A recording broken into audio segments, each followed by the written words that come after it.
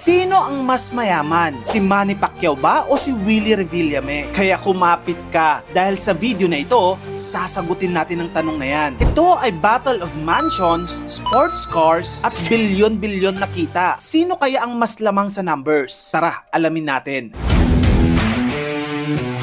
Simulan natin sa unang kategorya, house properties. Si Manny Pacquiao ay may kabuuang 10 properties na naglalaman ng iba't ibang mansyon, resorts at mga rest house. Una, meron siyang Pacman Beach Resort sa Sarangani. Meron din siyang Boracay West Cove Resort at meron din siyang mansyon sa Forbes Park, Makati na nagkakahalaga ng 1.5 billion pesos. Ngayon, binebenta na niya yan. Meron din siyang mansyon sa Dasmariñas Village located rin sa Makati. Meron din siyang 2,300 square meters na mansyon sa General Santos City. Malapit lang din doon ay yung tinatawag niyang The White House. Samantalang sa Binyan, Laguna naman ay merong rest house si